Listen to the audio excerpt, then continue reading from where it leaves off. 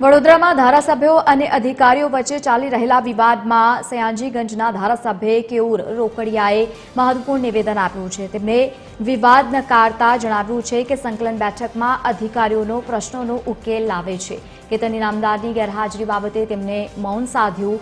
રોકડિયાએ ઉમેર્યું છે કે સરકારી કામોમાં વહેલું મોડું થઈ શકે છે, પરંતુ કામો ચોક્કસપણે થાય છે અને દરેકની રજૂઆત કરવાની પદ્ધતિ અલગ હોઈ શકે છે।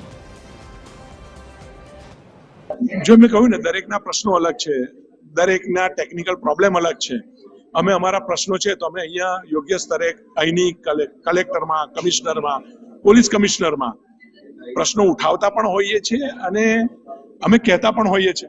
एनु लांबा गाड़े निराकरण, टूंका गाड़े लांबा गाड़े निराकरण आवतुं होय छे। जिल्लाना जो 5 धारासभ्यो बोली सकता हो एमना काम नहीं थता तो शहरना 5 धारासभ्यो केम नहीं?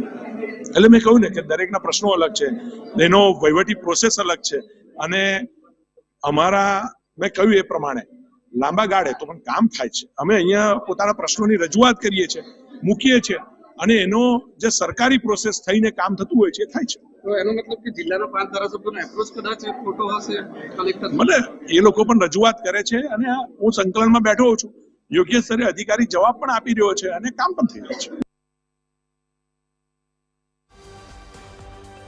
કેયુર રોકડિયાનું મહત્વપૂર્ણ નિવેદન સામે આવ્યું છે। તેમણે એક વાત ઉપર પણ મૌન સાધ્યું છે અને બીજી તરફ જે ગેરહાજર રહ્યા કેતન ઇનામદાર તેમને લઈને તેઓએ વધારે કંઈ માહિતી શેર ના કરી, પરંતુ કહ્યું છે કે બધાના બોલવાના તરીકાઓ અલગ અલગ હોય છે અને બધા રજૂઆત અલગ રીતે કરતા હોય છે। સરકારી કામો થતા હોય છે, વહેલું થાય છે, મોડું થાય છે, પરંતુ ચોક્કસપણે કામ થતા હોય છે। તે પ્રમાણેનું નિવેદન અત્યારે તેમના તરફથી આપવામાં આવ્યું છે। મહત્વનું છે કે વડોદરામાં ધારાસભ્યની સાથે જે અધિકારીઓ વચ્ચે વિવાદ છે તે સતત જોવા મળી રહ્યો છે। આ તમામની વચ્ચે કેતન ઇનામદાર કેમ ગેરહાજર રહ્યા તેમને ખબર નથી, તે પ્રમાણેનું નિવેદન તેમના તરફથી આપવામાં આવ્યું।